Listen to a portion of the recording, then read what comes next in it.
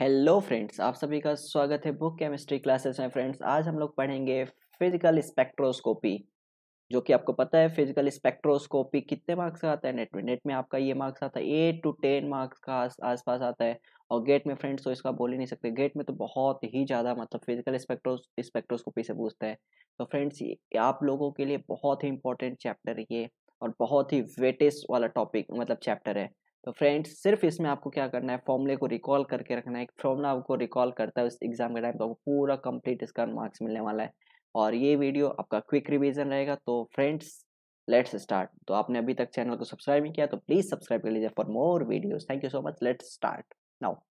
पहला formula E equal to H nu. ये तो मैं पता है, प्लैंक्स मतलब कि energy equal to H nu होता है। एच हमारा प्लैंक्स कांस्टेंट है, न्यू हमारा फ्रीक्वेंसी है, और ये nu equal to C by lambda होता है। तो equal to H nu equal to H C by lambda, ये तो बहुत बेसिक फॉर्मूला था, ये तो सबको पता होता है। और सी इक्वल टू न्यू लेमडा, ये भी सबको पता होता है। फ्रेंड्स, हम लोग आगे चलते हैं। हमें यहाँ पे अगर कहीं जो एनर्जी है सेंटीमीटर इनवर्स में दिया है, तो उसको कैसे किलो, अगर हमें पूछा है जूल में पूछा है, तो हमें सेंटीमीटर इनवर्स में दिया है एनर्जी, ठीक है, और हमें जूल में पूछा है, तो कैसे करेंगे उसको कन्वर्ट। तो उसको हम लोग क्या करेंगे, सेंटीमीटर इनवर्स वाले को मल्टीप्लाई कर देंगे किससे, एच सी से। क्या करेंगे, सेंटीमीटर जो एनर्जी दिया है उसको एच सी से मल्टीप्लाई करेंगे तो हमें जूल में मिल जाएगा, ठीक है।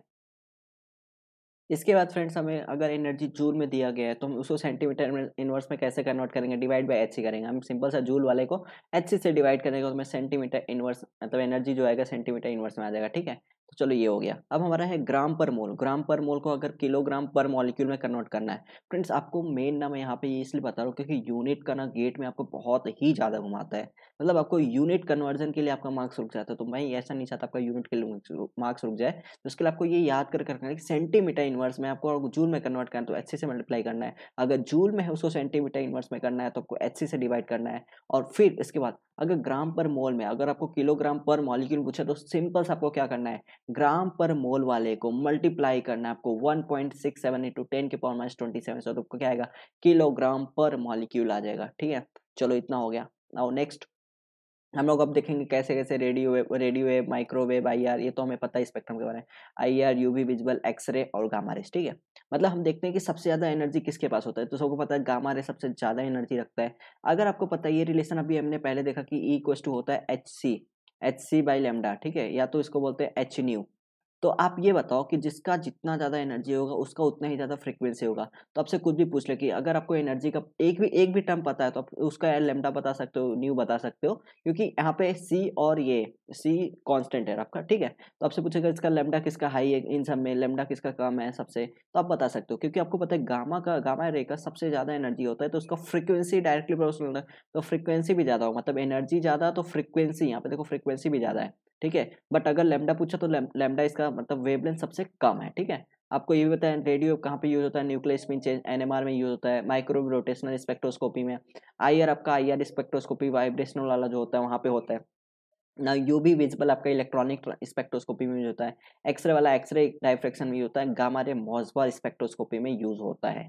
तो फ्रेंड्स, इसका आपको पता चला गया। चलो आगे बढ़ते हैं।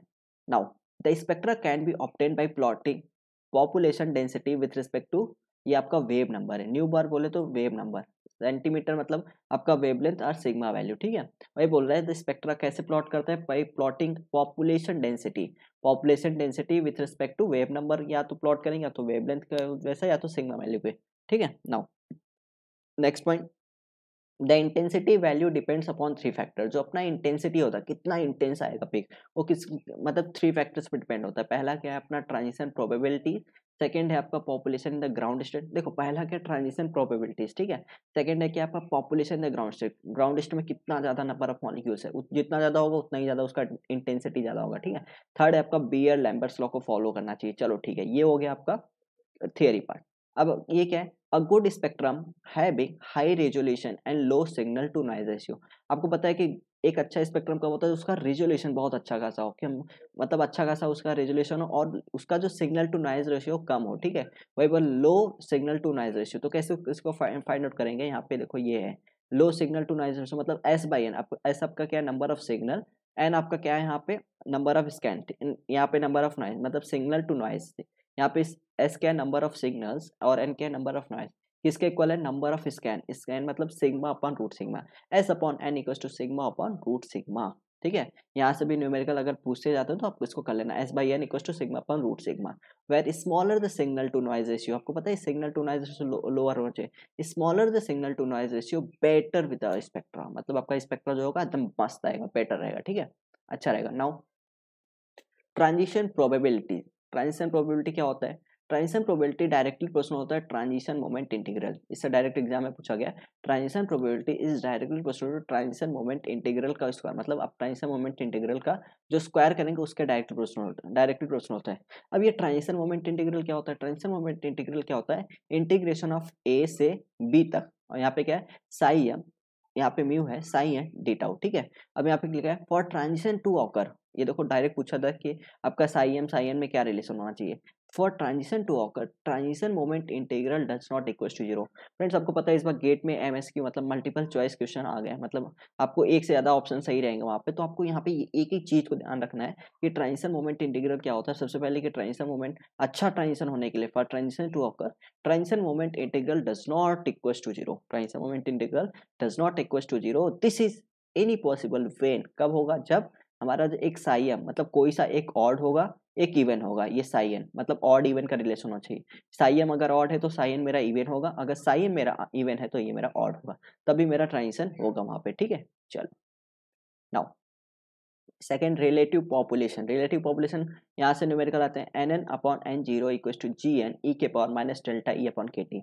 बहुत ही इंपॉर्टेंट फॉर्मूला है, बहुत ही ज्यादा इंपॉर्टेंट फॉर्मूला है, ठीक है। एन एन मतलब हाईएस्ट स्टेट वाला और एन जीरो मतलब ग्राउंड स्टेट वाला, N N upon N zero equal to G N, ये आपका डीजेनेसी दिखाता है, जी एन किसका, इसका दिखा रहा है जी एन, क्योंकि ग्राउंड स्टेट कोई डीजेनेसी तो होगा नहीं, वही बोल रहा है N N upon N zero equal to G N E के power minus delta E upon K T. अब आप बोलोगे माइनस लगा रहे तो डेल्टा ई क्या होगा, डेल्टा ई आपका ग्राउंड माइनस फाइनल है मतलब एक्साइटेड है, और E zero minus E N है, ठीक है। आपको याद करना है जी एन ई के power minus delta E upon K T, delta E आपका वहां पे E zero minus E N है। नाउ BL एम्बेड्स लॉ आपको बहुत बहुत बार पढ़े होगे, इसमें कुछ भी बताने की जरूरत नहीं है, आपको पता है कि ये मेन फॉर्मूला होता है, ठीक है। मैं आपको ऊपर और दिखाऊंगा अभी, जस्ट उसका रेसिप्रोकल है, log of I zero upon I equal to A आपका है एब्जॉर्बेंस है, ठीक है। कैसे निकालते हैं, I zero upon I equal to A, अब आपका क्या है आई जीरो क्या है इंसिडेंट है, और आई जो आपका है ट्रांसमिटेंस है, ठीक है, ट्रांसमिटेंस वाला है, यहाँ पे इंटेंसिटी बोलते हैं, ट्रांसमिट इंटेंसिटी इंसिडेंट वाला, ठीक है। यहाँ पे क्या है log of I zero upon I equal to A equal to होता है ई सी एक्स, ई सी एल बोलते हैं या तो ई सी एक्स, ई आपका कांस्टेंट होता है मतलब मोलर एब्सोल्यूट ये सब होता है, ठीक है। और आपका ई सी कंसंट्रेशन है, एक्स आपका लेंथ है, ठीक है, लेंथ ऑफ द क्यूब जो रहता है जहाँ पे हम लोग करते हैं क्लास का उसका लेंथ होता है, ठीक है। अब इसका देखो ये तो हो गया एब्जॉर्बेंस का, इसका रेसिप्रोकल लोगे तो log of I upon I zero होगा माइनस ई सी एक्स, ठीक है। अब आपको ये एब्जॉर्बेंस का पता है कि log I zero upon I equal to A equal to E C X, where A absorbance T transmittance, ठीक है। अब आपको ट्रांसमिटेंस का फॉर्मूला चाहिए तो जस्ट यहाँ पे log हटा दो, पहली बात तो log नहीं लिखना है, उसका जस्ट इसको रेसिप्रोकल कर दो, आई अपॉन आई जीरो कर दो, ठीक है। ट्रांसमिटेंस पूछा तो आई अपॉन आई जीरो, log नहीं लगाना है, ठीक है। तो टी ये हो गया। अगर आपको टी ट्रांसमिटेंस और एब्जॉर्बेंस के बीच में रिलेशन चाहिए तो क्या होगा, ट्रांसमिटेंस इक्वल्स टू 10 के पावर माइनस ए, आप यहाँ भी पुट कर सकते हो तो आपको पता चल जाएगा, ट्रांसमिटेंस इक्वल्स टू 10 के पावर माइनस ए, और टी यहाँ पे ए की वैल्यू पुट करो तो A equals to E C X होता है, तो 10 के power minus E C X होगा। ये सिंपल से बहुत फॉर्मूला है, बहुत बेसिक फॉर्मूला, बहुत फेमस है, ठीक है, कुछ भी बताने की जरूरत है उसमें। नेक्स्ट आपको ये भी पता है कि जो इलेक्ट्रॉनिक एनर्जी का सबसे ज्यादा डिफरेंस डेल्टा ई ज्यादा होता है, फिर उसके बाद वाइब्रेशनल का होता है, फिर रोटेशनल होता है। मतलब बोलने का तरीका ये है कि ऐसा इलेक्ट्रॉनिक होगा, ठीक है, जैसे ये N1 है और ये N2 है, ये इलेक्ट्रॉनिक हो गया, इसके अंदर वाइब्रेशन मोड होंगे, ठीक है, इसके अंदर क्या होंगे, मैं कलर चेंज कर देता हूँ आप लोग के लिए, यहाँ पे देखो ये जो हमारे ये वाइब्रेशनल मोड है सपोज, ठीक है, ये ऐसे इसके मतलब इलेक्ट्रॉनिक के अंदर वाइब्रेशनल V1 V2 हो गया, और वाइब्रेशनल के अंदर भी आपका यहाँ पे ये होता है रोटेशनल मोशन होता है, ठीक है, दिख नहीं रहा होगा, एक मिनट, आपका वाइब्रेशनल के अंदर भी रोटेशनल होता है। तो आप ये समझ सकते हो कि जो हमें ट्रांजिशन चाहिए मतलब N1 से N2 चाहिए, इलेक्ट्रॉनिक का सबसे ज़्यादा होता है, उसके बाद हमारा होता है वाइब्रेशनल का, फिर उसके बाद सबसे कम एनर्जी होता है अपना रोटेशनल का। वही बोल रहा है कि इलेक्ट्रॉनिक का सबसे ज़्यादा, फिर वाइब्रेशनल का, फिर रोटेशनल का, ठीक है। नाउ ये आपको बताया डेल्टा टी इलेक्ट्रॉनिक, अगर एनर्जी ज़्यादा है तो उसका डेल्टा टी कम होगा, तो delta T electronic is less than delta vibrational ज़्यादा है, सबसे ज़्यादा डेल्टा टी रोटेशनल का है। That's why there is a broad spectrum in UV visible spectrum, ठीक है, इसीलिए ब्रॉड स्पेक्ट्रम आता है। नाउ ये तो हो गया थियरी पार्ट। अब हम लोग आते हैं मेन टॉपिक पे, दैट इज पहले पढ़ेंगे प्योर रोटेशनल स्पेक्ट्रोस्कोपी। ठीक है, प्योर रोटेशनल स्पेक्ट्रोस्कोपी क्या होता है ये सबसे अच्छे से सबसे पहले ये पढ़ेंगे। नाउ प्योर रोटेशनल स्पेक्ट्रोस्कोपी में, रोटेशनल स्पेक्ट्रोस्कोपी मतलब क्या हो रहा है, मॉलिक्यूल हमारा रोटेट कर रहा है। ठीक है, मॉलिक्यूल रोटेट कर रहा है तो हम लोग वहाँ पे क्या, अभी हमने देखा माइक्रोवेव स्पेक्ट्रोस्कोपी टाइप का पढ़ेंगे, कुछ वहीं से हम लोग पढ़ेंगे। ठीक है, ये हो गया। अब उसका सब सिलेक्शन रूल क्या होता है, सबसे पहले सिलेक्शन रूल दो टाइप्स का होता है। ठीक है, एक तो नॉर्मल जो मतलब बोलते हैं लेमैन में क्रॉस सिलेक्शन रूल, और एक होता है क्वांटम मैकेनिक, मतलब एक साइंटिफिक उसका क्या सिलेक्शन रूल। तो पहले लेमैन वाला उसको बोलते हैं ग्रॉस सिलेक्शन रूल। क्या होता है, molecule must have permanent dipole moment. ऐसे मॉलिक्यूल जिनका डाइपोल मोमेंट परमानेंट है, ठीक है, वही एक्टिव होंगे, मतलब वही रोटेशनल एक्टिव होंगे। ठीक है, वही बोल रहे हैं जिसका डाइपोल मोमेंट परमानेंट होगा। मॉलिक्यूल मस्ट है परमानेंट डाइपोल होना चाहिए for rotational, pure rotational spectroscopy studies करने के लिए। ठीक है, नाउ क्वांटम मैकेनिकल क्या कहते हैं, क्वांटम मैकेनिकल कहते हैं कि डेल्टा जे तुम्हारा जो होगा +-1 होना चाहिए। ठीक है, प्लस आपका एब्जॉर्प्शन जब होगा, माइनस जब होगा इमिशन अलाउड होगा, 1 का लेवल, मतलब सिंपल सा एक ट्रांजिशन होना चाहिए। सिंपल सा एक ट्रांजिशन होना चाहिए। ठीक है, ऐसा नहीं कि यहाँ से चला जाए, तो ये अलाउ नहीं है। प्लस मतलब +-1 होना चाहिए। ठीक है, चलो सिलेक्शन रूल देख लिया। अब हम लोग देखेंगे energy of pure rotational spectra. क्या क्या है, क्या एनर्जी है। अगर हम एटम के रिस्पेक्ट में बात करते हो तो एटम का है E=L into L+1 H cross square upon 2 आई। यहाँ पे H क्रॉस है। ठीक है, H क्रॉस है, ये नोटिस करना। ठीक है, तो क्या है E=L into L+1 H cross square upon 2 आई। अगर हम मॉलिक्यूल की बात करते हो, यहाँ पे J आ जाएगा, तो E=J सेम है, J into J+1 H cross square upon 2 आई। ठीक है, अब आपको यहाँ पे क्या करना है, सिंपल सा E=BJ+1, वेयर B क्या है, अगर आप जूल में लेते हो तो h²/8π²i। अगर आपका यहाँ पे B सेंटीमीटर इनवर्स में है तो B=h/8π²IC। सिंपल सा है, आपको मैंने बताया कि कब आई मतलब जूल में रहेगा तो h²/8π²IC 8π²i, और यहाँ पे सेंटीमीटर में रहेगा तो B=h/8π²IC। फ्रेंड्स, आप लोग को यहाँ पे याद करने का बहुत दिक्कत हो रहा होगा कि क्या हम h²/8π² जूल में रहेगा, ये रहेगा। इसका मैं एक थोड़ा सा ट्रिक पढ़ाता हूँ, क्योंकि आप बुक केमिस्ट्री क्लासेस से पढ़ रहे हो तो आपको थोड़ा तो आराम होना चाहिए एग्जाम पढ़ने के लिए। ठीक है, तो मैं आप पे बताता हूँ। जैसे आपने पढ़ा E=hc², ठीक है, hc²। अगर आपको जूल पूछा ना, ये आपका जूल में होता है, और सेंटीमीटर इनवर्स मतलब सिंपल से मतलब वेव नंबर की बात कर रहे हैं यहाँ पे। ठीक है, एनर्जी है जो वेव नंबर की बात कर रहे हैं। जब भी आपको जूल लिखा जाए तो आप डायरेक्ट h²/8π²IC लिखो। जब आप पे सेंटीमीटर इनवर्स बोला है तो सिंपल आपको ये वेव नंबर बोला है। सेंटीमीटर इनवर्स मतलब वेव नंबर का यूनिट होता है। ठीक है, वेव नंबर क्या हो गया यहाँ पे, E=E/hc, मतलब जो भी आपका जूल में दिया उसको hc से डिवाइड कर दो। यहाँ पे देखो h²/8π²IC है ना, ये आपका जूल में है। ठीक है, आपका ये जो एनर्जी है ये जूल में है। ठीक है, अब आपको अगर वेव नंबर हमें सेंटीमीटर इनवर्स में करना है तो हम क्या करेंगे, hc से डिवाइड करेंगे तो हमें क्या आ जाएगा, हमें सेंटीमीटर इनवर्स में आएगा। कैसे, यहाँ पे देखो, अगर मेरा एनर्जी यहाँ पे जूल है तो मैं जूल वाला फॉर्मूला लिखता हूँ, h²/8π²I, यही है। और हमें सेंटीमीटर इनवर्स में चाहिए तो यहाँ पे डिवाइड बाय एच सी कर देंगे। ठीक है, वही तो है, डिवाइड बाय एच सी।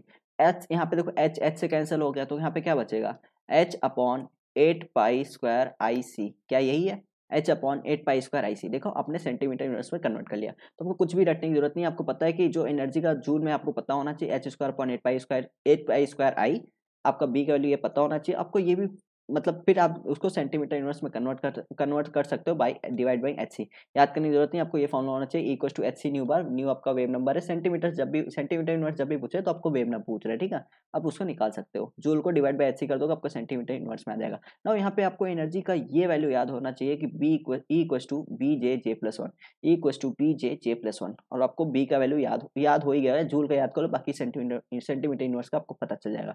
क्या है जूल का, B=h²/8π²I, B=h²/8π²I। ठीक है, नाउ आई क्या अपना मोमेंट ऑफ इनर्शिया है, उसका फॉर्मूला होता है म्यू आर स्क्वायर। जैसे हमने पढ़ा है ना, m × r² होता है, मतलब m इंटू परपेंडिकुलर जो डिस्टेंस होता है उसका रेडियस का स्क्वायर। ठीक है, डिस्टेंस का स्क्वायर। वैसे यहाँ पे एक मास तो है नहीं, बहुत सारे मास होंगे, तो इसलिए वहाँ पे म्यू लिखा है। ठीक है, यहाँ पे μr² लिखा है। म्यू मेरा मास ही है यहाँ पे, बट म्यू का एक फॉर्मूला होता है product m1 m2 upon m1 + m2। ठीक है, m1 + m2। इसको फिर से लिख देता हूँ मैं अच्छे से यहाँ पे, एक मिनट। आपका म्यू का जो फॉर्मूला होता है यहाँ पे, म्यू इक्वल्स टू होता है m1 m2 upon m1 + m2। ठीक है, ये फॉर्मूला होता है। नाउ आपने एनर्जी का फॉर्मूला देख लिया। अब टू बी क्या है मेरा, टू बी क्या होता है, स्पेसिंग बिटवीन टू लाइन, दो लाइन के बीच में स्पेसिंग को ही वहाँ पे टू बी से डिनोट किया है, मतलब टू बी होता है, दो लाइन के बीच में कितना डिस्टेंस होता है, टू बी होता है, ठीक है। तो डेल्टा ई आपने देखा, वहाँ पे देखो ई का वैल्यू हमने देखा था B J J plus one होता है ना, यहाँ पे देखना आपने एनर्जी का वैल्यू देखा था B J plus one, B J plus one, और आपको डेल्टा ई पूछा गया तो two B J plus one, two B J plus one. Confuse मत होना ई और डेल्टा ई में, ई अलग है और डेल्टा ई का फॉर्मूला अलग है, two B J plus one. आप अगर पुट भी कर सकोगे एनर्जी का तो भी आप निकाल सकते हो, ठीक है। नाउ अब हम देखेंगे रिलेटिव इंटेंसिटी ऑफ लाइन, क्या इंटेंसिटी का क्या उसका लाइन है, ठीक है। तो उसका है N J upon N zero, ये तो हमने देखा था N J upon N zero, यहाँ पे डी जेनेसी होता है तो वही लिखा है N J upon N zero equal to degeneracy किसका, इसका एन जे का two J plus one, degeneracy rotational का क्या होता है टू जे प्लस वन, ठीक है, इन टू ई के पावर माइनस ई delta E upon K T होता है ना, वही तो लिखा था। तो यहाँ पे एनर्जी का क्या फॉर्मूला है, minus B H C upon B H C J plus one, minus B H C J plus one, ठीक है, अपॉन के टी। तो आपका ये हो गया, ठीक है। अब यहाँ पे यही बोल रहा है कि जैसे ही आपका बी वैल्यू बढ़ेगा वैसे N J upon N zero घटेगा, ठीक है, और हमारा जैसे जैसे टेम्परेचर बढ़ाएंगे वैसे वैसे N J upon N zero की वैल्यू बढ़ेगा। तो वही हमारा ग्राफ में अगर कहीं पूछ लिया तो हमारा बी वन बी टू ऐसे दे दिया और बता दिया कि बी वन बी थ्री ज़्यादा है, तो हमारा कौन सा वैल्यू होगा, तो बी थ्री सबसे ज़्यादा है यहाँ पे, तो उसका N J upon N zero सबसे कम होगा। यहाँ पे देखो वही है, ठीक है, ऐसे टी वन अगर टेम्परेचर ज़्यादा है तो टी वन सबसे ज़्यादा होना चाहिए, तो उसका N J upon N zero सबसे ज़्यादा होगा, ठीक है। ये रिलेशन आपको याद होना चाहिए, याद किया, इस फॉर्मूला आपको पता है तो आप कर सकते हो इसको, ठीक है, मतलब प्रॉब्लम यहीं से पूछे जाते हैं। नाउ अभी कई कई पूछता है आपको most populated region and most intense line, intense band sorry, तो आपको कौन सा होगा, ठीक है। तो उसके लिए क्या फॉर्मूला है, J max equal to root over K T upon two B H C minus one by two. बहुत सिंपल सा फॉर्मूला है, एक दो बार आप देखोगे ना, वीडियो को एक बार देखना फिर दोबारा देखना तिबारा देखना, खत्म हो जाएगा आपको। फिजिकल स्पेक्ट्रोस्कोपी आपका कंप्लीट हो गया, आप दौड़ो इधर उधर देखते रहो, लेक्चर कहीं का भी कंप्लीट लेक्चर देख लो, लेकिन आपको फॉर्मूला याद नहीं रहेगा तो कोई मतलब नहीं है। इसलिए मैं बोलता हूँ ये रिवीजन क्लासेस बहुत इंपॉर्टेंट है, बहुत ही ज्यादा, ठीक है। तो जे मैक्स इक्वल टू होता है root over K T upon two B H C minus one by two. क्या होता है, J max equal to root over K T upon two B H C minus one by two. क्या आपको पता है, Boltzmann constant T temperature है, B आपका भी पता है, ठीक है, रोटेशनल कांस्टेंट एच आपका प्लैंक्स कांस्टेंट और सी आपका स्पीड ऑफ लाइट है। तो root over K T upon two B H C minus one by two. मैं आपको इस बार बार रिपीट कर रहा हूँ क्योंकि आपको याद भी हो जाए, ठीक है। मैं सिंपल से आपको याद करवाना चाहता हूँ पूरे फॉर्मूला को। The transition from J max should have maximum intensity, ठीक है, as it contain maximum population. क्यों मैं जे मैक्स होगा, क्योंकि इसके पास जे इस जे के पास मैक्सिमम पॉपुलेशन होता है, इसीलिए उसके पास मैक्सिमम इंटेंसिटी होता है। फॉर्मूला हमें पता है root K T upon two B H C minus one by two, ठीक है। नाउ अब यहाँ से भी एग्जाम में बहुत सारा पूछता है इफेक्ट ऑफ आइसोटोप पे, मतलब आपको हाइड्रोजन देगा ड्यूटेरियम देगा, आपको बोलेगा कौन सा किसका बी ज्यादा किसका बी, तो क्या रिलेशन है बी का, B is inversely proportional to mu. Mu आपको पता है प्रोडक्ट ऑफ मास, मतलब इफेक्टिव मास जो भी बोलते हैं उसको रिड्यूस्ड मास बोलते हैं, ठीक है। तो B is inversely proportional one upon mu, inversely proportional to I, ठीक है, वही है B one upon B two equal to mu two upon and reciprocal का रिलेशन, तो बी वन अगर है तो यहाँ पे म्यू वन होगा, ठीक है। ऐसे आई मतलब मोमेंट ऑफ इनर्शिया का भी रेसिप्रोकल है, that is with replacing the higher isotope the spacing between the two line decreases. जैसे जैसे हम लोग हायर आइसोटोप चेंज करते जाएंगे हमारा जो स्पेसिंग हो घटता जाएगा, ठीक है। Now period of Rayleigh rotation, मतलब पीरियड क्या, रोटेशन का पीरियड क्या है, पीरियड रोटेशन कैसे फाइंड करते हैं, T equal to one upon nu, और न्यू पता है two pi by omega upon two pi होता है, तो nu upon nu equal to क्या होगा omega upon two pi, simple सा आप पुट करोगे यहाँ पे सबकी वैल्यू ओमेगा की, तो pi root over two I upon B J J plus one. क्या आएगा, अगर पीरियड ऑफ रोटेशन पूछा तो क्या आएगा, pi root over two I upon B J J plus one. Simple सा याद करो और आगे मार्क्स ले लो, ठीक है। नाउ ये तो हो गया रिजिड रोटर। अब नॉन रिजिड रोटर क्या होता है, सिंपल सा रोटेशनल मतलब क्या, रोटर ही तो होता है, रोटेट करता है इसलिए उसको रोटर बोलते हैं, ठीक है। अब रोटर मतलब एक होता है रिजिड एक होता है नॉन रिजिड। रिजिड में मतलब क्या, जो बॉन्ड लेंथ है वो फिक्स रहेगा, बट नॉन रिजिड में क्या होगा, उसका बॉन्ड लेंथ अभी हम तो रोटेट करते रहेंगे उसका बॉन्ड लेंथ धीरे धीरे बढ़ता रहेगा तो घटता रहेगा, ठीक है, उसको बोलेंगे नॉन रिजिड रोटर। अब ये क्या होता है, हम जब रियल देखते हैं तो हमारा बॉन्ड तो एकदम स्ट्रॉन्ग तो है नहीं, हमारा जब रोटेट करते हैं तो कुछ तो बॉन्ड स्ट्रॉन्ग, मतलब ये रियल फंड है। ये रियल वाला मतलब है कि जो एक होता है ना आइडियल एक रियल बिहेवियर, तो ये रियल बिहेवियर जैसा हो रहा है कि जो क्या होगा एक्चुअली क्या होता है, बॉन्ड इज फ्लेक्सिबल, रियलिटी में तो बॉन्ड फ्लेक्सिबल होता है। So with rotation bond length increases, जैसे जैसे रोटेशन करेंगे बॉन्ड लेंथ हमारा इंक्रीज होगा, उससे क्या होगा, this increase the moment of inertia. अब देखो मोमेंट ऑफ इनर्शिया कैसे बढ़ेगा, आपको पता है आई इक्वल टू क्या होता है म्यू आर स्क्वायर। अब आर ही तो है डिस्टेंस अपना, जैसे जैसे आर बढ़ेगा वैसे वैसे हमारा मोमेंट ऑफ इनर्शिया भी बढ़ेगा, विच डिक्रीजेज, हमें पता है कि बी इनवर्सली प्रोपोर्शनल होता है मोमेंट ऑफ इनर्शिया के। अब मोमेंट ऑफ इनर्शिया बढ़ेगा तो बी हमारा क्या होगा, घटेगा, which decreases the B value, that is for non rigid rotor the spacing between the two line is less than that of the rigid rotor. Very important point, ये आपको note करके रख लेना, ये बहुत ही ज्यादा इंपॉर्टेंट है, ठीक है। तो आपको यहाँ पे कंफ्यूजन है कि टू बी जो स्पेसिंग है, टू बी रिजिड होता है, मतलब स्पेसिंग का बता रहा है, स्पेसिंग आप क्या बोलोगे 1 सेंटीमीटर 2 सेंटीमीटर, वैसे यहाँ पे लिखा है टू बी बराबर उसका जो डिस्टेंस है वही बता रहा है, यहाँ पे टू बी वही मतलब है, ठीक है।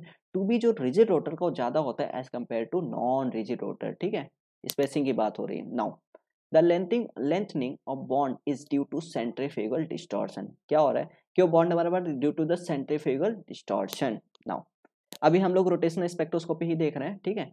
नाउ एनर्जी एक्सप्रेशन, अब देखो हम लोग क्या कर रहे हैं, नॉन रिजिड में ही सब देखेंगे, इसका फॉर्मूला क्या होगा, सिंपल सा जो हमारा रिजिड का था B J J plus one, ठीक है, उसमें ये सब्ट्रैक्ट कर देंगे, ठीक है, क्या सब्ट्रैक्ट करेंगे, D J square J plus one, मतलब ये जो जे प्लस वन इसका स्क्वायर करना है सिर्फ, डी माइनस डी जो मेरा कांस्टेंट है कुछ सेंट्रीफ्यूगल डिस्टॉर्शन कांस्टेंट उसको बोलते हैं, ठीक है, D J square J plus one of whole square, तो डी मेरा क्या होगा, सेंट्रीफ्यूगल डिस्टॉर्शन कांस्टेंट, जिसका वैल्यू है D equals to 4b³ upon nu bar square, 4b³ upon nu bar square, ठीक है, ये आपको याद होना चाहिए, याद हो भी जाएगा, मैंने आपको बोल दिया, तरीका भी बता दिया कि एक दो बार आपको वीडियो बस देखना है, और कितना आपका मैंने काम यहाँ पे सिंपल कर दिया कि आप कहीं पे भी कुछ भी नहीं देखना है इसके बाद, सिंपल सा ये आपने वीडियो देखा ना, आप डायरेक्ट न्यूमेरिकल सॉल्व करो, सब कुछ करो, आपको यहीं से ही फॉर्मूला मिलने वाला है। नाउ डेल्टा ही पूछा है नॉन रिजिड का, क्या होगा, 2bj+1, जैसे वहाँ पे 2bj+1 थी तो होता ही था, बस आपको माइनस करना है, ये माइनस करना है, क्या करना है, 4dj+1 of whole square minus 4dj+1 of whole square, मैं फिर से देखता हूँ, ई नॉन रिजिड का है bj+1 minus D square j+1 of whole square, वे डी क्या होता है 4b³ अपन न्यू बार स्क्वायर, ठीक है, डी की वैल्यू ऐसे, आप डेल्टा ई आप क्या निकालोगे उसका, अगर डिफरेंस निकाल डेल्टा ई तो क्या निकालोगे, 2bj+1 minus 4dj+1 of whole square, इस तरह से आपका rotational spectra, pure rotational spectra complete होता है। तो फ्रेंड्स अगर आपको वीडियो अच्छा लगा तो लाइक कीजिए, सब्सक्राइब जरूर करिएगा फ्रेंड्स, आप अभी वीडियो को पॉज करिए, पहले सब्सक्राइब कर लिए, नहीं तो आप बाद में भूल जाते हैं और आप वीडियो को कंप्लीट भी नहीं देखते हैं। फ्रेंड्स मैं आप लोगों के लिए क्वालिटी एजुकेशन प्रोवाइड कर रहा हूँ, तो फ्रेंड्स आप लोग भी मोटिवेट मुझे करते रहिएगा। Thank you so much. Now pure vibrational spectra, pure vibrational spectra क्या है, 4000 से 650 सेंटीमीटर इनवर्स को ही प्योर वाइब्रेशनल स्पेक्ट्रा में लेते हैं, ठीक है। नाउ सिलेक्शन रूल सबसे पहले देखेंगे, जैसे वहां पे रोटेशनल में देखते हैं कि परमानेंट डाइपोल मोमेंट होना चाहिए, यहाँ पे क्या होता है, एक लेमन भाषा क्या होता है, ग्रॉस सिलेक्शन रूल, एक होता है क्वांटम मैकेनिकल। लेमन क्या बोलता है, the change in dipole moment with respect to displacement should not be equal to zero, मतलब सिंपल सा फंडा है कि हमारा जैसे जैसे डिस्प्लेसमेंट चेंज होगा हमारा डाइपोल मोमेंट चेंज होना चाहिए, यही बोल रहा है कि जैसे जैसे डिस्टेंस मतलब हम डिस्टेंस चेंज होगा वैसे वैसे हमारा डाइपोलमेंट चेंज होना चाहिए, मतलब चेंज इन डाइपोलमेंट होना चाहिए फॉर वाइब्रेशनल स्पेक्ट्रा, ठीक है, pure vibrational spectra. Now quantum mechanical क्या कहता है, क्वांटम मैकेनिकल कहता है delta N equals to plus minus one, जैसे हमारा रोटेशन वाला कहता था, वहाँ पे प्लस एब्जॉर्प्शन के लिए माइनस इमिशन के लिए, और वन मेरा one energy transition, one energy level transition. अब हम लोग आ जाते हैं अपने एनर्जी पे, all the homo diatomic molecule are IR active, homo diatomic मतलब H2 हो गया और आपका B2 हो गया, C2 हो गया, ये सब क्या होते हैं, होमो मतलब एक ही है, डाई एटॉमिक मतलब डाई एटॉमिक है, इनका जो IR इनएक्टिव होता है, मतलब इनका कोई IR एक्टिव होता ही नहीं, ठीक है, क्यों नहीं, तो क्योंकि इनका देखो ना डाइपोलमेंट है ही नहीं, ये भी जीरो ये भी जीरो, कोई नॉन पोलर है सब, इनका डाइपोलमेंट जीरो, मतलब ये IR इनएक्टिव है, ठीक है, इनका D mu upon D X equal to zero होता है। Now harmonic oscillator, harmonic oscillator का फॉर्मूला क्या होता है, देखो वही रोटेशन, हम लोग क्या पढ़ रहे हैं, वाइब्रेशन पढ़ रहे हैं, वाइब्रेशन में क्या होता है, जब हम लोग ज्यादा तेज से वाइब्रेशन करते हैं तो उसी को हार्मोनिक ऑसिलेटर मार्क पे आ जाता है, ठीक है, वही होता है, आपने पढ़ा होगा पेंडुलम टाइप का, वो भी सब ऑसिलेटर ही होते हैं ना वहाँ पे। देखो हार्मोनिक ऑसिलेटर फॉर्मूला होता है E equals to nu plus 1/2 H nu not, क्या होता है, न्यू मतलब आपका लेवल है, एक फर्स्ट वाइब्रेशन सेकंड वाइब्रेशन, ये लेवल है आपका, nu plus 1/2 H nu not, ये क्या होगा, जूल में होगा, आपको पता है जूल में होगा तो ये फॉर्मूला होगा। अब हम लोग न्यू नॉट क्या होता है, जो न्यू नॉट होता है वो इक्वल टू होता है 1/2π√K/μ, जो कि हर्ट्ज और सेकंड में होता है, ठीक है। अगर आपको सेंटीमीटर में सुनना, सिंपल सा है, सी से डिवाइड कर दो, मतलब न्यू बार इक्वल टू, उसको भी बोलते हैं न्यू बार को, अगर सेंटीमीटर यूनिट को तो ओमेगा ई से डिनोट करते हैं, उसका क्या होगा 1/2πc, यहाँ पे सिंपल सा सी से डिवाइड मतलब आ जाएगा, तो क्या आएगा 1/2 pi C root over K upon mu. तो आपको इस तरह से आपका वाइब्रेशन हार्मोनिक ऑसिलेटर का फॉर्मूला पता चल गया। क्या formula equal to nu plus 1/2 H nu not in joule में। न्यू नॉट के वैल्यू 1 वहाँ पे ये न्यू नॉट की value 1/2 pi root over K upon mu, ये आपका हर्ट्ज है सेकंड इनवर्स में है। वैसे न्यू नॉट अगर सेंटीमीटर से निकाला तो 1/2 पाई सी आ जाएगा। देखो गौर से देखना, आपका न्यू नॉट किस में दिया है, फ्रीक्वेंसी मतलब हर्ट्ज में दिया है, सेकंड इनवर्स में दिया है, सेंटीमीटर इनवर्स में दिया है। आपको यहाँ पे गौर करके ही गेट मतलब कोई सा भी कम्पिटेटिव एग्जाम में यूनिट का बहुत, फिजिकल केमिस्ट्री आप पढ़ो तो यूनिट का बहुत ध्यान रखना है, ठीक है। Now effect of isotopic substitution, जैसे वहां पे हम लोग पढ़े थे कि वहां पे 1/म्यू मतलब जो भी आपका बी होता है या कुछ भी होता है 1/म्यू के रिलेशन का होता है। यहाँ पे सिंपल सा रूट होगा, वही होगा मतलब यहाँ पे वो भी ओमेगा ई होगा या न्यू बार ले लो, कोई भी ले लो, वो भी होगा। यहाँ पे सिंपल सा डिफरेंस ये कि 1/रूट में होगा जो आपका हार्मोनिक ऑसिलेटर या जो आपका IR स्पेक्ट्रोस्कोपी होगा, ठीक है। तो आपका कहाँ होगा, रूट म्यू होगा। तो omega equal to root over 1/रूट म्यू, ठीक है, ये हो गया। तो आपका वही सिंपल सा है ओमेगा ई अपॉन 1/ओमेगा E two equal to root over mu two upon mu one. आपको रोटेशनल और वाइब्रेशनल में डिफरेंस ये रखना है कि जो रोटेशनल में था सिंपल सा रूट नहीं था, बट वाइब्रेशनल आपका रूट लगता है, ठीक है। Now when we substitute with heavier isotope then there should be difference in omega E. Simple सा बताया कि कम ही होगा, ठीक है, डिक्रीज होगा, यहाँ पे डिक्रीज है, decrease in omega E. Now amplitude of vibration, कुछ भी नहीं करना है। एम्पलीट्यूड कैसे निकालते हैं, आपको फॉर्मूला ये रटना वर नहीं, कुछ नहीं, आपको मैं बताता हूँ। Potential energy equal to total energy होता है एम्पलीट्यूड ऑफ वाइब्रेशन में, ठीक है। तो पोटेंशियल एनर्जी क्या होता है, हाफ के एक्स स्क्वायर, इसको कर दो टोटल एनर्जी। टोटल एनर्जी हमने पढ़ा था न्यू प्लस 1/2 एच। यहाँ पे हम न्यू नॉट की वैल्यू पुट कर दो, किसमें, सेंटीमीटर इनवर्स में पुट किया यहाँ पे, तो 1/2 पाई से root over K upon mu. Simple से आपको यहाँ पे कैसे भी करके एक्स की वैल्यू निकालना है, तो एक्स की वैल्यू आप निकाल लोगे, ठीक है। तो आप कभी भी एम्पलीट्यूड ऑफ वाइब्रेशन पूछा तो आप ये याद करना potential energy equal to total energy के बराबर, ठीक है। चलो आगे बढ़ते हैं, कुछ भी रट्टा नहीं, जहाँ मैं आपको बताऊंगा वहाँ पे ही रट्टा मारना, क्योंकि फिजिकल केमिस्ट्री भाई फॉर्मूला बहुत रटना होता है, ठीक है। अब यहाँ पे आपको पता है कि ई मैक्स का और डिस्टेंस मतलब यहाँ पे आपको पता है कैसे कैसे। अगर आपका सिंपल हार्मोनिक ऑसिलेटर तो वहाँ पे कुछ भी होता था कि आप सिंपल सा जाते रहो जाते रहो जाते रहो, एक नॉर्मल बनेगा। लेकिन जब एन हार्मोनिक पढ़ोगे तो ऐसा नहीं कि आपका मॉलिक्यूल मतलब रोटेट करते मतलब उसको वाइब्रेट करते रहो, कभी टूटेगा नहीं। आप ऐसा एक समय आएगा एक वो ब्रेक हो जाएगा, तो वो खराब हो मतलब मॉलिक्यूल अलग हो जाएगा। तो वही बता रहे हैं एन हार्मोनिक जो रियल होता है। एन हार्मोनिक में क्या होता है, जैसे जैसे आप डिस्टेंस बढ़ा रहे हो डिस्टेंस बढ़ा रहे हो, एक समय आएगा कि आपका ये वाला जो होगा यहाँ पे ब्रेक होके नॉर्मल कांस्टेंट हो जाएगा वैल्यू, ठीक है। तो वही एनर्जी एक मैक्सिमम अनहार्मोनिक का होता है। और एसएचओ देखो तो उसको कोई लिमिट ही नहीं हो, तो जाते एनर्जी बढ़ाते रहो वाइब्रेट करता रहेगा, बट ऐसा रियल में पॉसिबल नहीं होता, ठीक है। एक समय ऐसा है जहाँ पे मॉलिक्यूल हमारा ब्रेक हो जाएगा। वही बोला जो हमारा एन हार्मोनिक का है, मतलब जो ई मैक्स है वहां से लेके डिस्टेंस यहाँ पर, उसको बोलते हैं डीई, ठीक है। यहाँ पे डिस्टेंस ऑफ सेपरेशन, इस डिस्टेंस में हमारा सेपरेट हो जाएगा molecule. Now lower internuclear distance region stiffness of AHO is greater than SHO, ठीक है, यहाँ पे है। और यहाँ पे क्या बोला, higher internuclear distance region stiffness of HHO। भाई बोला लोअर इंटरन्यूक्लियर में क्या ज्यादा होगा, AHO होगा, ठीक है। हायर इंटरन्यूक्लियर डिस्टेंस में रीजन क्या होगा, SHO ज्यादा, स्टिफनेस ऑफ HHO ज्यादा होगा एज कम्पेयर टू AHO। वही हमने देखा ना, लोअर इंटरन्यूक्लियर डिस्टेंस यहाँ पे चेक करो ना आपने, यहाँ पे लोअर इंटरन्यूक्लियर डिस्टेंस में क्या है, SHO फिर AHO, यही है, ठीक है। Now the breaking down E max equal to DE, मतलब जो हमारा जहाँ पे ब्रेक हो रहा है उसी को बोलते हैं ई मैक्स, जो कि किसके बराबर है, डिसोसिएशन एनर्जी के बराबर है। सिंपल सा जहाँ पे ब्रेक होगा उसी को तो एनर्जी, जिस एनर्जी में ब्रेक हो रहा है मॉलिक्यूल उसी को तो बोलेंगे ब्रेक नहीं बोलते, डिसोसिएट बोलना ज़्यादा बेटर वर्ड है। उसी एनर्जी को हम लोग क्या बोलेंगे, डिसोसिएशन एनर्जी, डिनोट करेंगे डी से, ठीक है। AHO behaves as SHO as very low value of vibrational quantum number. अब जब आपका वाइब्रेशनल क्वांटम में 1 2 3 4 बहुत छोटा मतलब कम रहा, तो आप AHO और SHO दोनों एक ही है, बट आप हायर क्वांटम नंबर जाते हो तो उन लोग का डिफरेंस हो जाता है, ठीक है। नाउ मोस्ट पोटेंशियल क्या होता है, मोस्ट पोटेंशियल में कभी कभी प्रॉब्लम पूछते हैं, तो मोस्ट पोटेंशियल होता है V, आपका पोटेंशियल है, जो कि डिसोसिएशन एनर्जी हमने देखा, डिसोसिएशन एनर्जी 1 माइनस ई के पावर A है। यहाँ पे ए कांस्टेंट है कोई, आर इक्विलिब्रियम जो इक्विलिब्रियम डिस्टेंस होता है माइनस आर का होल ब्रैकेट है, यहाँ पे होल ब्रैकेट है, इक्वल टू स्क्वायर करना है, ठीक है। तो आपका ये हो गया मोस्ट पोटेंशियल। तो DE 1 माइनस ई के power A R equilibrium minus R bracket 1 का होल स्क्वायर। फिर डी क्या आपका डिसोसिएशन एनर्जी, ए कांस्टेंट है, ए किसके बराबर, root over K upon 2 DE, root over K upon 2 DE, ठीक है।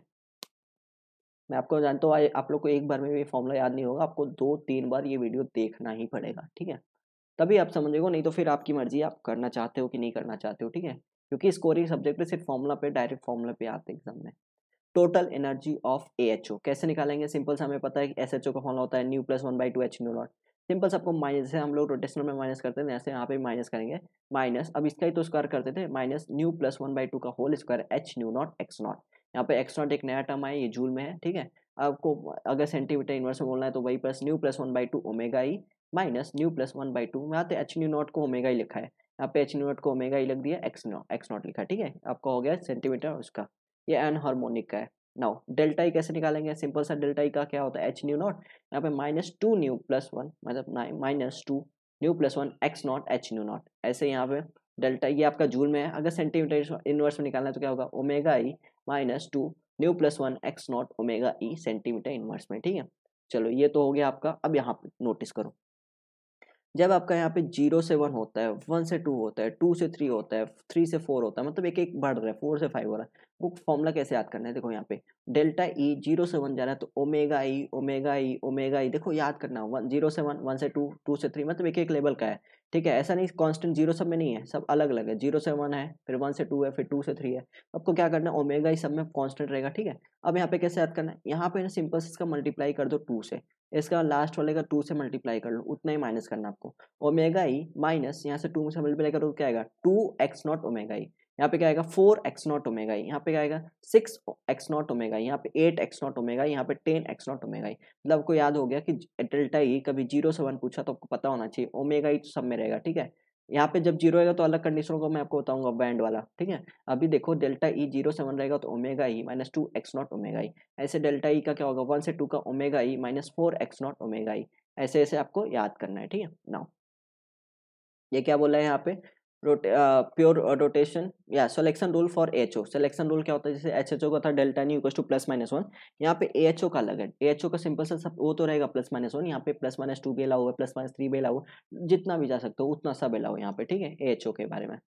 तो अब हम लोग देखें ट्रांजिशन, यहाँ पे देखो सब में जीरो है, सब में क्या है जीरो है, मतलब यहाँ पे वहाँ पे क्या होता था अलग अलग था ना, यहाँ पे 0 से 1, 0 से 2, 0 से 3, अब क्या होगा, तो 0 से 1 को बोलते हैं फंडामेंटल बैंड, 0 से 2 को बोलते हैं फर्स्ट ओवरटोन, 0 से 3 को बोलते हैं सेकंड ओवरटोन। बहुत ही फेमस है, बहुत डायरेक्ट एग्जाम में आते हैं। 0 से 1 को फंडामेंटल बैंड, 0 से 2 को फर्स्ट ओवरटोन और 0 से 3 को सेकंड ओवरटोन। तो 0 से 1 को कैसे देखो, यहाँ पे ओमेगा ई 2 ओमेगा, यहाँ पे चेंज हो रहा है, ठीक है, मतलब इसका जो कोफिशिएंट है चेंज हो रहा है यहाँ पे, तो ओमेगा ई 1 -2 एक्स नॉट, यहाँ पे क्या होगा सिंपल से, यहाँ पे अगर 2 ओमेगा ई तो वहाँ पे 1 बढ़ा दो, 1 -3 एक्स नॉट। यहाँ पे अगर 3 है ना, देखो ये कैसे याद करना है, 0 से 3 बोला तो यहाँ पे क्या करना है, यहाँ पे 0 पहले देखना है, 0 ठीक है, तो हमें ओमेगा की वैल्यू चेंज करना है, ठीक है। 0 से 3 मतलब यहाँ पे पहले करना है 3 ओमेगा ई, जितना यहाँ पे एक्साइटेशन वाला एनर्जी दिया है उतना आपको लिखना है यहाँ पे 3 ओमेगा ई, ठीक है। अब आपको सिंपल से 3 से एक ज्यादा लिखना है, 3 ओमेगा ई 1 -4 एक्स नॉट, यहाँ पे कैसे होगा 0 से 2 मतलब 2 ओमेगा ई, अब यहाँ पे एक ज्यादा लिखना है, तो 1 -2 से ज्यादा क्या है, एक नंबर 3 है, तो 1 -3 एक्स नॉट। अब यहाँ पे मुझे बोला है 0 से 1 निकालो, तो मैं क्या करूंगा, ओमेगा ई मुझे यहाँ पे देखना ही नहीं है, मैं अपने आप से लिखूंगा यहाँ पे कि ओमेगा ई, ठीक है, ओमेगा ई 1 माइनस, यहाँ पे एक है तो यहाँ पे 1 -2 एक्स नॉट, ठीक हो, यही होगा, ऐसे ऐसे आपको याद हो जाएगा, ठीक है। Fundamental first overtone second overtone ये पूछा तो आपको पता होना चाहिए। अब देखो कभी 1 से 2 तो अभी हमने देखा 1 से 2 का क्या होगा, सिंपल सा ओमेगा है, यहाँ पे मल्टीप्लाई कर दो 2 से तो 1 -4 एक्स नॉट, ये भी तो आपको पता है, ठीक है। उसको बोलते हैं 1 से 2 को हॉट बैंड बोलते हैं, ठीक है। हॉट बैंड क्यों बोलते हैं, क्योंकि देखो हमेशा तो जो मॉलिक्यूल होगा ग्राउंड स्टेट में ही होगा, तो ये तो फर्स्ट एक्साइटेड स्टेट है, इसलिए इसको बोलते हैं हॉट बैंड, ठीक है। Now calculation of maximum populated state and maximum energy, जैसे हम लोग वहाँ पे निकालते थे root K T upon 2 BHC -1/2 जे मैक्स का, वैसे यहाँ पे न्यू मैक्स निकालेंगे, उसका कैसे होगा, मैक्सिमम पॉपुलेटेड स्टेट का क्या होगा 1/2 एक्स नॉट -1/2। देखो 1/2 तो कॉमन रहेगा, उसमें भी था इसमें भी था, रोटेशनल में भी था वाइब्रेशनल में भी होगा, ठीक है। बट यहाँ पे क्या करना, वहाँ पे root over K T upon 2 BHC था, यहाँ पे क्या होगा 1/2 एक्स नॉट, क्या होगा 1/2 एक्स नॉट, ठीक है। आपको डिसोसिएशन एनर्जी का फॉर्मूला बता रहा हूँ मैं यहाँ पे, मैक्सिमम डिसोसिएशन एनर्जी का फॉर्मूला होता है omega E upon 4 x not, ठीक है, omega E upon 4 x not, ये आपका सेंटीमीटर इनवर्स में, ठीक है। वैसे आपको पता है ये सब। चलो पता चला मैक्सिमम पॉपुलेटेड स्टेट किसके लिए, वाइब्रेशन क्या है, तो 1/2 एक्स नॉट -1/2। अगर मैक्सिमम एनर्जी पूछा, डीई पूछा, मतलब डिसोसिएशन एनर्जी पूछा, तो क्या बोला होगा omega E upon 4 x not, ठीक है। नाउ पीरियड ऑफ वाइब्रेशन यहाँ पूछेगा तो टी इक्वल्स टू 1/μ0 होता है, ठीक है। रिलेटिव पॉपुलेशन पूछा तो nn/n0 e के power minus delta E upon K T, ये भी आपको पता है। नाउ एनर्जी डायग्राम भी हमने देखा कि एनर्जी कैसा होता है, एस एच और डी एच, ये देखो ये किसका है हमारा, ये गया एस एच ओ का, ये वाला है, और ये AHO का है, क्योंकि हमारा AHO क्या होता है, रियल बताता है कि हाँ एक मॉलिक्यूल ऐसा एनर्जी आएगा जहाँ पे हमारा मॉलिक्यूल डिसोसिएट हो जाएगा।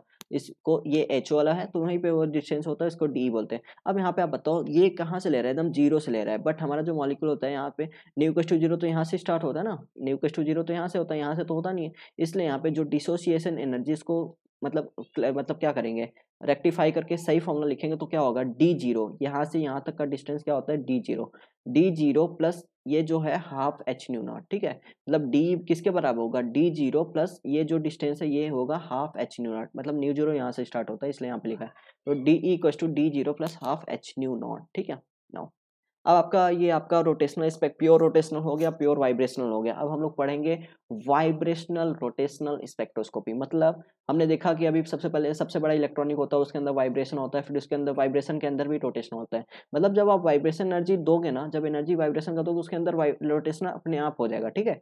मतलब इतना तो रोटेशन को एनर्जी मिल जाएगा तो खुद रोटेट करना चालू हो जाएगा। तो वही बोल रहे हैं वाइब्रेशनल रोटेशनल स्पेक्ट्रोस्कोपी। इसमें क्या है भाई साहब, हमने देखा था प्योर में वाले कि डेल्टा ν +-1 होता है और डेल्टा J +-1 होता है। बट जब हम लोग वाइब्रेशनल रोटेशन देखेंगे तो वहाँ पे डेल्टा न्यू हमारा क्या होगा, डेल्टा न्यू होगा सिलेक्शन रूल में, delta nu ++1 +-2 +-3 dot dot dot, ठीक है। ऐसे डेल्टा J में क्या होगा, यहाँ पे 0 आ जाएगा, डेल्टा J में क्या आएगा, 0 +-1।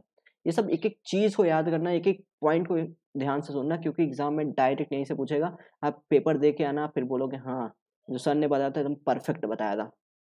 नाउ डेल्टा J =-1 किसके लिए, P ब्रांच के लिए। डेल्टा J 0 है Q ब्रांच के लिए। यहाँ देखो P क्यू आ रहा है ना, सिंपल सा Q के लिए 0 है ना, एक पीछे जाओ -1 होगा, और उसके पीछे जाओगे तो और -2 हो जाएगा, ठीक है। ऐसे PQR है तो +1 होगा, S के लिए होगा तो +2 हो जाएगा, सिंपल सा है। Q को आपको 0 करना है, बाकी आप पीछे ले जाते हो -1 -2 होगा, ऐसे +1 +2 होगा, ठीक है। तो आपको याद करने की जरूरत नहीं है इतना। Q का डेल्टा J 0 होता है, इसके लिए -1, और P के लिए -1 और R के लिए +1 होता है। Energy of vibrational rotation spectra क्या होता है energy, delta E equal to, अब देखो वाइब्रेशन और रोटेशनल दोनों है तो थोड़ा कॉम्प्लिकेटेड है, बट कुछ भी ज्यादा दिक्कत नहीं होगा आपको याद करने में।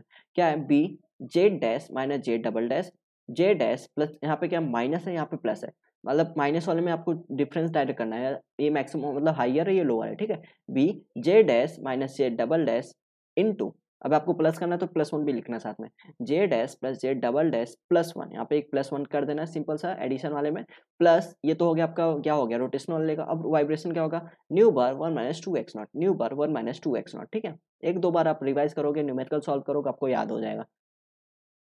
वही बोला है फॉर आर ब्रांच, हमने देखा आर ब्रांच के लिए डेल्टा J हमारा +-1 होता है ना, तो आप पुट करोगे डेल्टा J के लिए यहाँ पे +1, तो आपका जो आएगा न्यू का फ्रीक्वेंसी का आपका आर के लिए आएगा new not bar +2b J डैश+1, ठीक है। ऐसे आप पी ब्रांच के लिए करो, डेल्टा J =-1 होता है, यहाँ पे क्या आएगा न्यू बार, यहाँ पे देखो आर के लिए प्लस है, आर के लिए 2b J डैश+1 है, यहाँ पे माइनस है, ठीक है। ये नोटिस करना, डेल्टा J -1 है तो यहाँ पे माइनस आएगा, न्यू आर, और यहाँ पे आएगा न्यू, यहाँ पे 0 है, ठीक है, -2b J डैश, ठीक है। अब देखो आर जी के लिए आप पुट करो ना, J के लिए 0 1 2, यहाँ पे 0 पुट करो, 0 पुट करोगे तो यहाँ पे क्या आएगा, ये 0 हो जाएगा, यहाँ पे आएगा न्यू बार +2b, यहाँ पे 1 पुट करो तो यहाँ पे क्या आएगा 2b + 2b, तो यहाँ पे 4b आ जाएगा, ठीक है। आप बस यहाँ पे ये फॉर्मूला आपको याद होगा ना, आप कुछ भी बता दोगे, R0 R1 R2 R3 सबकी वैल्यू बता दोगे, ठीक है। वैसे भी 2b 4b 6b 8b जा रहा है, यहाँ पे 2b 4b 6b माइनस में जा रहा है, ठीक है। कुछ भी याद करने की जरूरत नहीं यहाँ पे। वही बोला B0 = B1, that is for vibrational rotation coupling constant not taken into consideration, ठीक है। अब स्पेसिंग बोला है कि दो आर लाइन है, ठीक है। जैसे हमारा क्यू है, ये लाइन है, और P इधर होगा, आर इधर होगा, ठीक है। तो दो आर के बीच में, हम सिर्फ आर की बात कर रहे हैं, दो आर के बीच में कितना स्पेसिंग होगा, तो 2b के बराबर होगा, ठीक है। वैसे ही तो P के बीच में कितना लाइन है, जैसे P का लाइन इधर होगा तो उसके बीच में कितना डिस्टेंस होगा, उस डिस्टेंस बता रहा है 2b के बराबर होगा, ठीक है। वही बोला R max minus P max कितना होगा, √8b/kT/hc, √8b/kT/hc, ठीक है। ये आपका ये डिफरेंस है, रूट में है, ठीक है, 8b/kT/hc।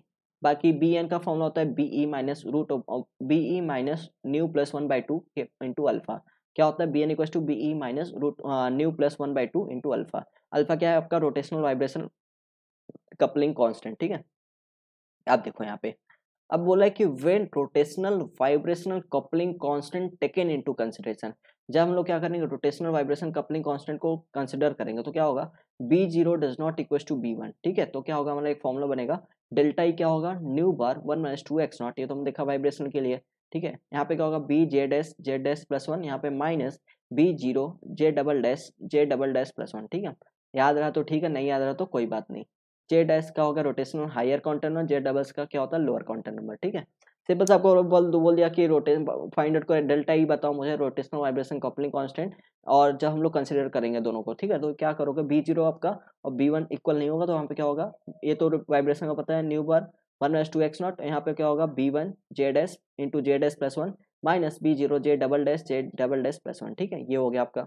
और आर ब्रांच के लिए आपका देखो इतना कॉम्प्लिकेटेड तो नहीं आएगा आपको, लेकिन याद हर हर कुछ मतलब एक बस देख के जाना है। ठीक है, delta J equal two plus one आएगा, तो आर ब्रांच के लिए डेल्टा जे प्लस वन है, तो आर जे डबल डैश क्या होगा, यहाँ पे सिंपल से वहाँ पे डेल्टा जे प्लस करोगे तो nu bar zero plus J double dash square B one minus B zero plus J double dash three B one minus B zero. इतना भी कॉम्प्लिकेटेड आपको याद नहीं करना है। ठीक है, ऐसे पी जे डबल डैश का new bar zero plus new बार, इतना नहीं आपको, मेन यहाँ पे फोकस करो। मेन यहाँ पे क्या है, आर जीरो का है nu zero plus two B one, यहाँ पे क्या है 6b1 minus two B one, 12b1 minus 6b1, ऐसे यहाँ पे 2b1 6b2 6 2 है 12 और 6 है। ठीक है, ये आपको याद करना है, इतना ही आपको यहाँ से ही पूछेगा ना, बाकी आपको खुद भी करना है तो उससे क्या मतलब है। ठीक है, मतलब ये फॉर्मूला याद नहीं है तो भी आपको ये देख रहा है कि यहाँ पे आर वाले में सब प्लस है, यहाँ पे न्यू जीरो बार है, यहाँ पे न्यू जीरो बार है, यहाँ पे प्लस है आर वाले में, यहाँ पे माइनस है, यहाँ पे टू बी है, यहाँ पे टू बी, यहाँ पे 6 2 है, यहाँ पे 6 2 है, यहाँ पे 12 6 है, यहाँ पे 12 6 है। इतना भी कर लिया ना, यहाँ पे देखो, जहाँ पे प्लस यहाँ पे माइनस है तो यहाँ पे प्लस हो गया, यहाँ पे माइनस है तो प्लस हो गया। ठीक है,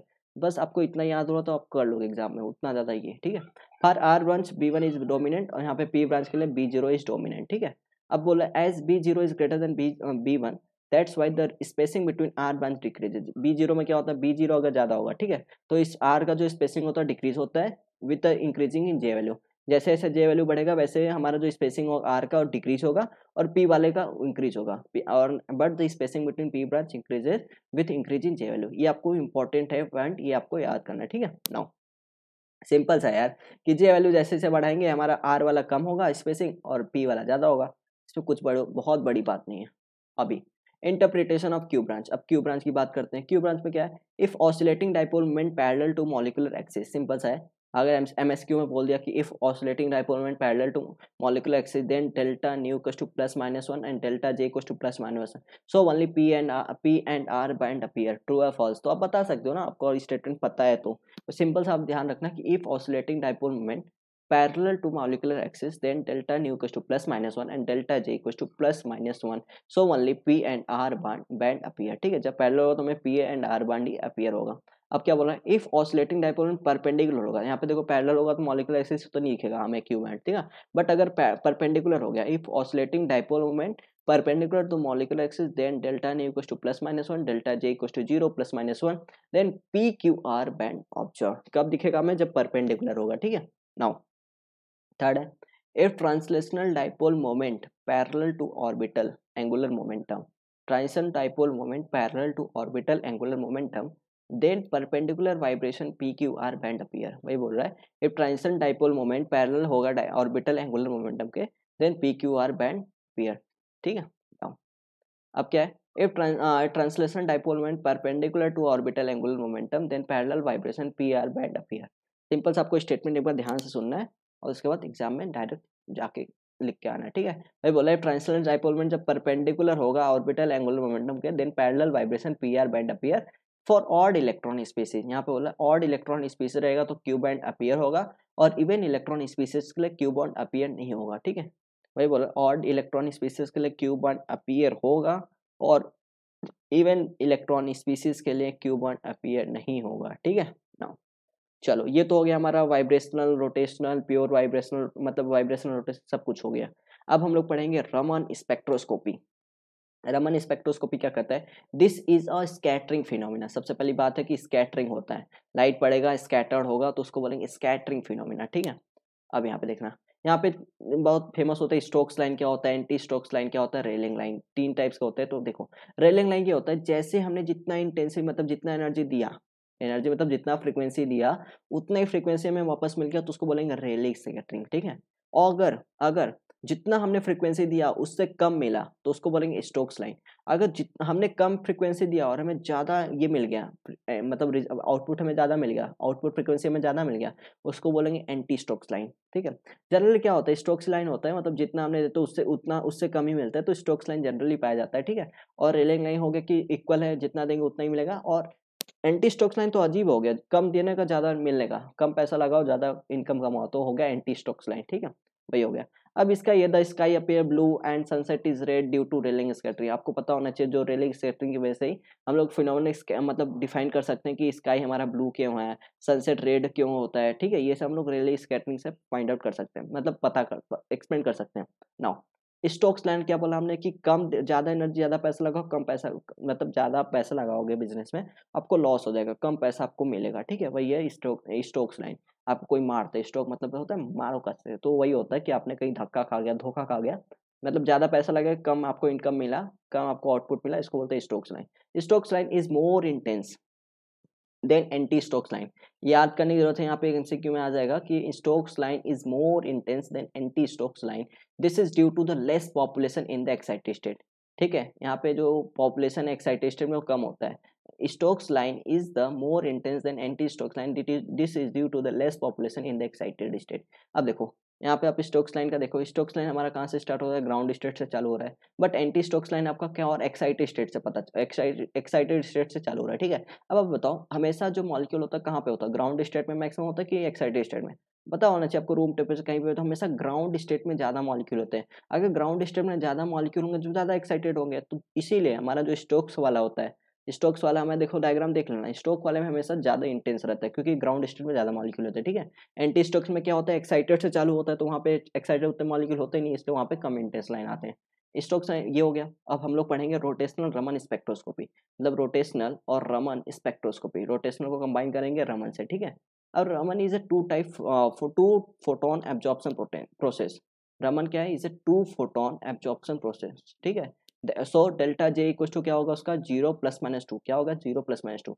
डेल्टा जे 0 होगा तो रेलिंग लाइन, डेल्टा जे +2 होगा तो एंटी स्टोक, -2 होगा तो स्टोक्स लाइन। ठीक है, ये आपको पता होना चाहिए। नाउ फॉर्मूला देख लो direct, delta E equal to क्या होता है, 4bj+3/2, क्या होगा delta E equal to, difference है डेल्टा ई है, इक्वल टू 4bj+3/2, 4bj+3/2 आपका क्या है, रोटेशनल रमन का है। ठीक है, अब जे 0 होगा तो डेल्टा ई क्या होगा, यहाँ पे पुट करना, जीरो की वैल्यू जे इक्वल टू 0 1 2 ऐसे पुट कर दे जाओ, आपको वैल्यू मिल जाएगा 6b 10b 14b ऐसे। ठीक है, यहाँ पे अगर जे की वैल्यू 0 पुट करोगे तो कुछ डेल्टा ई इक्वल टू 6 भी आएगा, जे इक्वल टू 1 पुट करोगे तो 10 भी आएगा, जे इक्वल टू 2 पुट करोगे 14 भी आएगा। ठीक है, अब यहाँ बोला difference between first Stokes and or anti Stokes line from Rayleigh line. अगर आपका रेले लाइन है, ठीक है, और आपका स्टोक्स लाइन या एंटी, ये आपका स्टोक्स होगा, स्टोक्स लाइन होगा, आपका ये एंटी स्टोक्स लाइन होगा। ठीक है, तो ये बोला डिस्टेंस रेले लाइन से और फर्स्ट स्टोक्स लाइन का डिफरेंस कितना होगा, 6 भी होगा। ठीक है, वही बोला 6 भी, या तो रेलिंग आपका ये रेलिंग लाइन है, यहाँ से स्टोक्स लाइन का फर्स्ट लाइन बोल रहे हैं यहाँ पे, फर्स्ट लाइन वाला। ठीक है, यहाँ पे कितना होगा, 6 भी होगा। ऐसे आपका एंटी स्टोक्स वाला भी आपका यहाँ पे 6 भी होगा। ठीक है, अब देखो difference between second anti Stokes line और स्टोक्स लाइन फ्रॉम रेलिंग लाइन। आपका आप देखो यहाँ पे रेलिंग लाइन, सेकंड स्टोक्स लाइन क्या होगा, यहाँ पे 4 भी होता है डिस्टेंस इनका। ठीक है, तो 6 + 4 होगा, यहाँ पे 10 भी आ जाएगा, यहाँ पे कितना आ जाएगा रेलिंग लाइन से सेकंड स्टोक्स लाइन 10 भी का होता है। ये आपको बहुत ही इंपॉर्टेंट है, बहुत ही। ऐसे एंटी स्टोक्स लाइन यहाँ पे देखो, इन दोनों का, दो स्टोक्स लाइन दो एंटी स्टोक्स लाइन का डिफरेंस क्या होता है, 4 भी होता है, आपको पता ही है। ठीक है, अब रेलिंग लाइन से फर्स्ट का डिफरेंस कितना होता है, 6 भी होता है। अब टोटल निकालोगे यहाँ तो क्या आएगा, 10 भी आ जाएगा। वही बोल रहा है कि difference between second anti Stokes line or Stokes line from रेलिंग लाइन इक्वल्स टू 10 बी। आपको बहुत इंपॉर्टेंट है, बहुत काम देने वाला है। No, difference between two Stokes और एंटी स्टोक्स लाइन कितना होगा, 4 भी होगा। अभी हमने बोला दो स्टोक्स लाइन या दो एंटी स्टोक्स लाइन बीच में डिफरेंस कितना होता है, 4 भी होता है। ठीक है, अब हम लोग पढ़ेंगे, जैसे हम लोग रोटेशनल रमन पढ़ा वैसे हम लोग पढ़ेंगे वाइब्रेशनल रमन स्पेक्ट्रोस्कोपी। इसमें क्या होता है, delta E equal to omega E -2 omega E X nought. क्या होगा, delta E equal to omega E -2 omega E X nought. अब हम लोग देखते हैं रोटेशनल का क्या था फॉर्मुला। रोटेशनल का यहाँ पे ये फॉर्मुला था, एक मिनट आपको दिखा देता हूँ।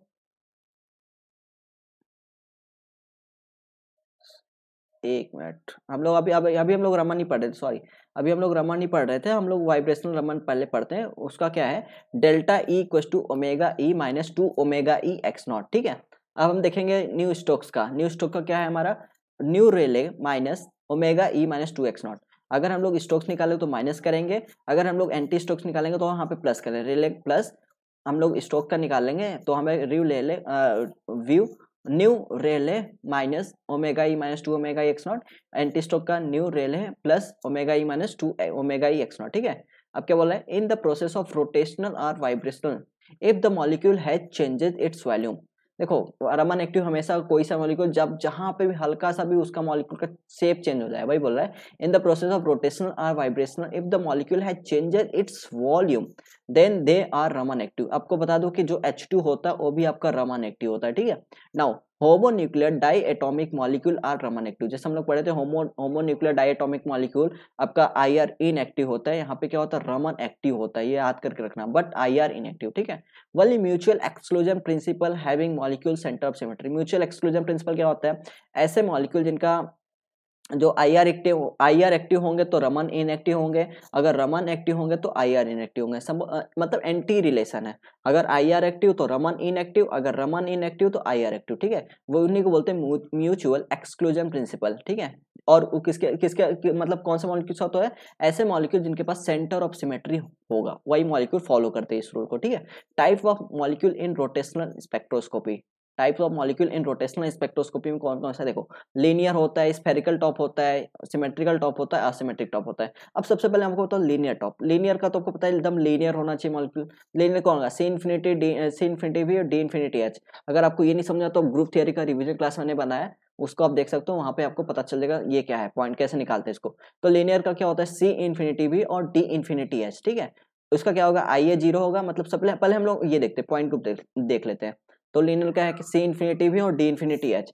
अब आपको यहाँ पे स्फेरिकल पता है कि ऑक्टाहेड्रल, टेट्राहेड्रल, आइकोसाहेड्रल। ठीक है, मतलब लीनियर का और स्फेरिकल कोई दिक्कत नहीं होता।